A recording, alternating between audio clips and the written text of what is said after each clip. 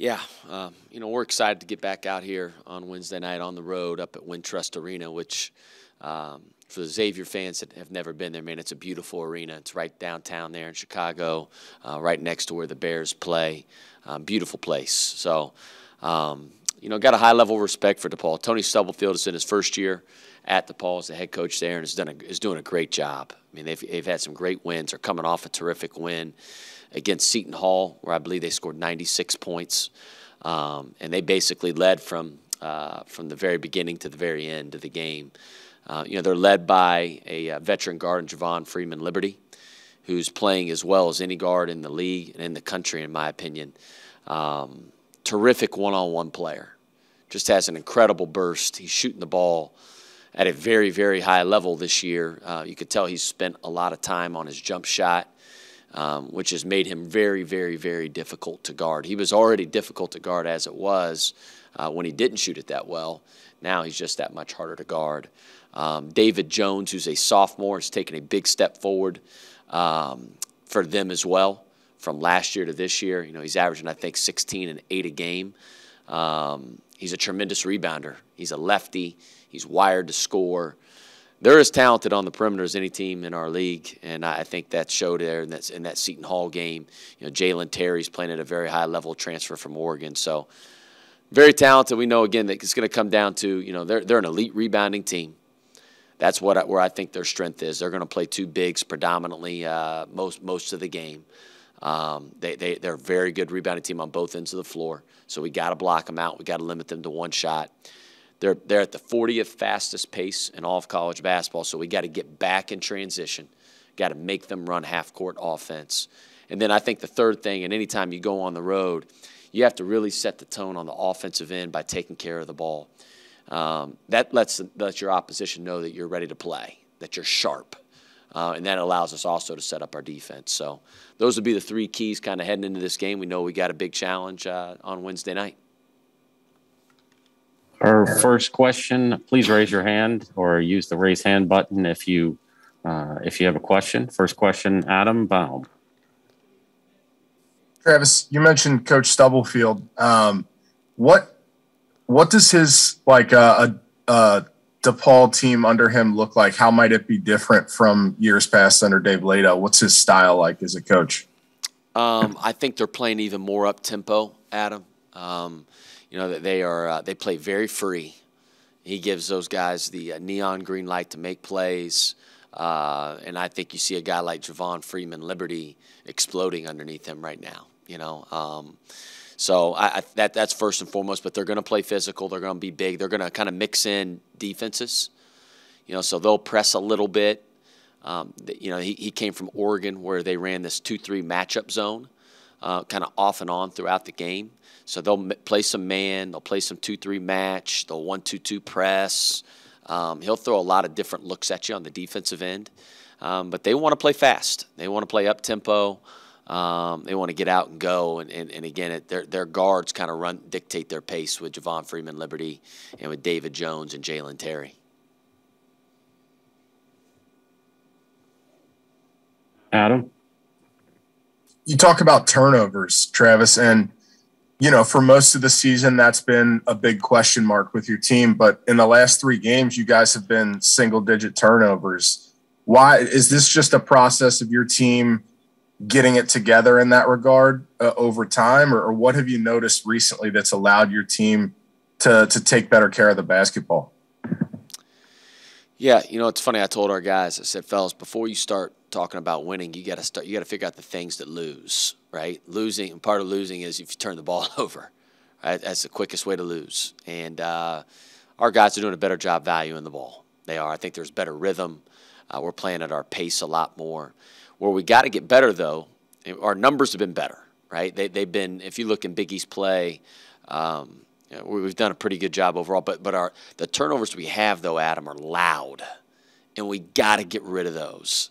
They're run killers, and they've led to touchdown. I call them turnovers for touchdowns, right? It's like, think of a couple against Creighton the other night. Right away, it's like, man, we legitimately turn the ball over and let them get a 1-on-0 layup.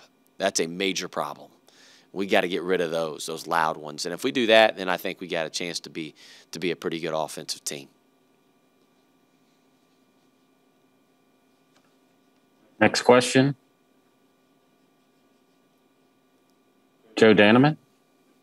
First, I apologize. It's a holiday, and I got 3 kids running around like crazy making noise, Travis. So sorry about that. I'm curious about rankings. Look, it's nothing new for Xavier to be in the top 25. This is kind of what the program expects, I'm sure. But as a coach on Mondays, are you ever curious to look it up, find it on the internet, look at Twitter to see where you're ranked? And how much do you think that is important for your program, for people to see that little number next to your name throughout the year? First off, Joe, I can completely relate. I had to do a Zoom interview the other night, and Anderson, my little 2-year-old, was just hooting and hollering. My wife was telling him to be quiet, and he has a mind of his own, though. He does his own thing, so I get it. You know, I would tell you, I don't even know where we're ranked or if we're ranked. I have no idea. You know, like I do look at Ken Pomeroy, his rankings every single day. I pay more attention to that. But it is good. Listen, anytime you're ranked in the top 25, right, all your highlights get replayed over and over and over and over again on ESPN, on FS1, on all the big sports stations. So, listen, I think the exposure your program gets due to the ranking is incredible. It's unmatched. You know, if you're not ranked, you almost don't exist in college basketball in a lot of ways. But for me, it's a little bit more the efficiency numbers. That's why I pay attention more to the Ken Pomeroy. It's like I told people heading into the game, my wife said, you know, hey, how good's Villanova? And she said, I saw they're ranked, you know, blah, blah. I said, yeah, they're ranked. I said, but, like, if you look on their Ken Pom, they're ranked top 5 in the country. They're a top 5 team in the country, in my opinion. I don't care what the AP says, and I don't care what anybody says. That's what they are. And I think that's a little bit more, tell you a little bit more maybe about a team specifically. Adam? Travis, you had a new player dressed and on the bench against Creighton. I was wondering if you could tell us a little bit about Hersey Miller. Yeah, you know, we added Hersey. He transferred in from Tennessee State, where he was playing this year as a freshman. Got injured, and then I think he just decided he wanted to try, you know, experience something different in college basketball. So he's joined our team as a walk-on. He's a great young man. Comes from a really good family. Coach Peters is very close with his family on our staff, and he's a great young man. He's going to add a lot to us. Again, I always say this with walk-ons and stuff, man. It's like they help our team immensely prepare for every opponent, and Hersey will do that once, obviously, he gets healthy.